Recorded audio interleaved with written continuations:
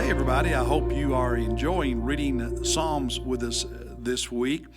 The book of Psalms is one of the favorites among believers, especially when we're going through difficult times, because so many of these are the authors are expressing their struggle, their fears, their trust to God during hard times, and so we all can relate to a lot of what is written in these psalms. And yesterday in Psalm 3, today in Psalm 4 is one of those type of psalms. So I hope you've already read this chapter. And before I get to what God spoke to my heart, I just want to let you know that, hey, for a lot of us guys, this is one of our favorite months of the year. The SEC tournament's taking place right now, conference tournaments, basketball tournaments, and then Sunday evening the March Madness brackets are released, so we're all looking forward to that. Ladies, please be patient with us.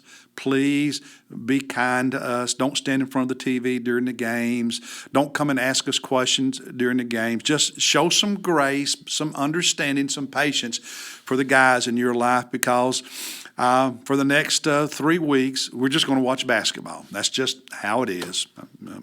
Anyway, let's get back to God's Word. Psalm chapter 4. The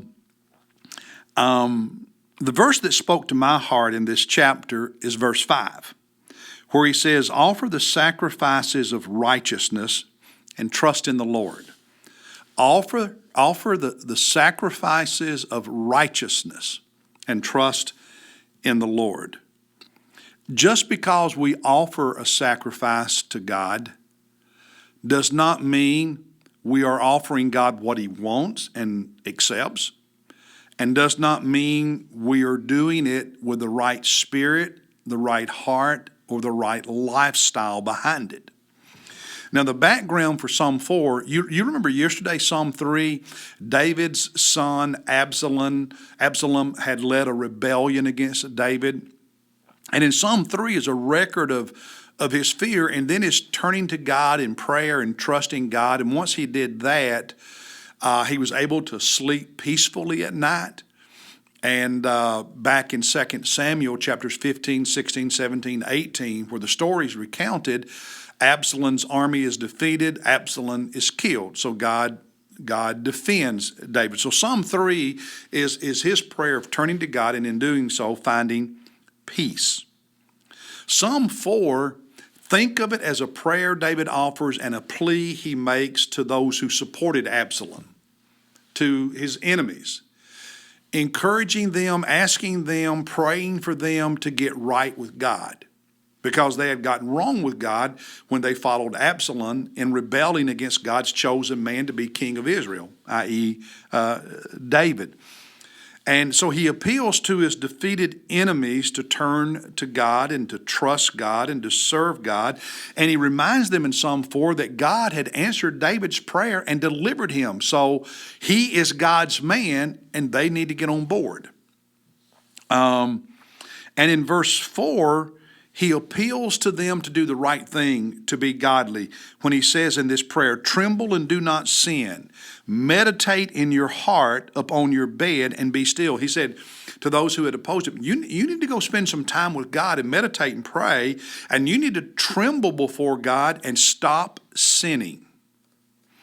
And then in verse 3, he reminds them that God honors the godly. Verse 3, "But know that the Lord has set apart the godly man for himself, and the Lord hears when I call to him." He's saying to them, I am God's man, and I called out to God, and he answered my prayer and delivered me and defeated your army.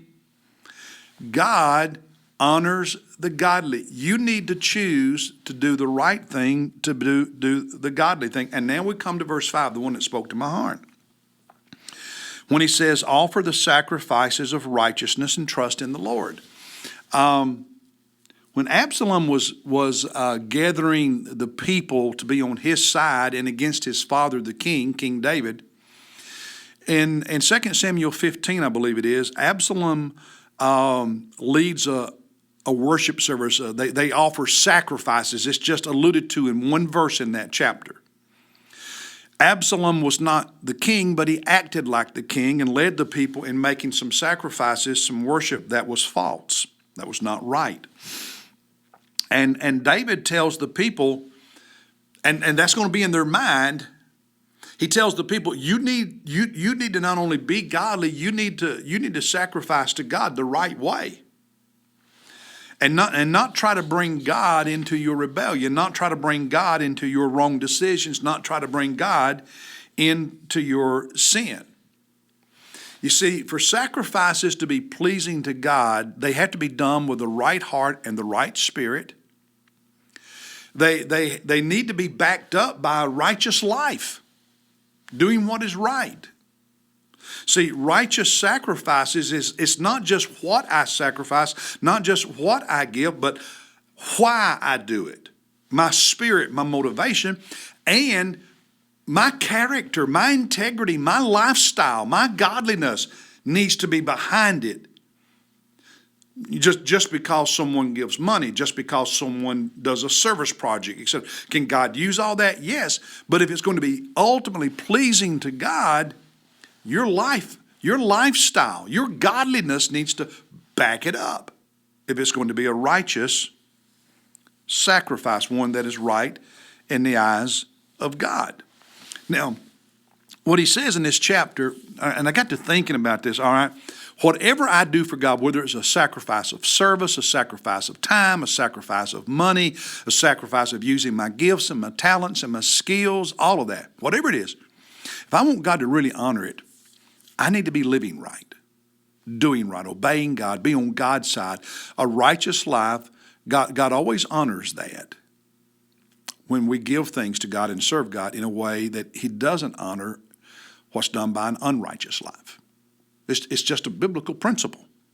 And when I live righteously and offer God righteous sacrifices, there are three things in this psalm that happen. And these are so beautiful. In verse 7, he puts gladness in our heart. Think about that. Gladness in our heart. In verse 8, peace. When we go to bed and while we sleep, peaceful sleep. That's what David experienced yesterday in Psalm 3. Peaceful sleep.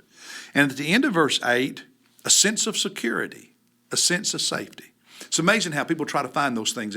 They try to find gladness and joy and happiness and all kinds of stuff. They try to find peace and all kinds of stuff. They try to find security and all kinds of stuff. And the only place to really find it is in just living righteously with Jesus Christ. And when you do that, your sacrifices are pleasing to God, and you have gladness, and you have peace, and you have a sense of security, no matter what is going on in your life. Because your life, your gladness, your security, your peace doesn't depend on your circumstances. It depends on your intimate, devoted, obedient, godly relationship with Jesus and his presence in your life. You can't beat that. You try to find it everywhere else, but you can't beat, you cannot beat what Jesus gives you when you live righteously and obediently and in love, devotion with him. Hey, God bless you. I'll see you tomorrow as we wrap up this week and look at Psalm 5.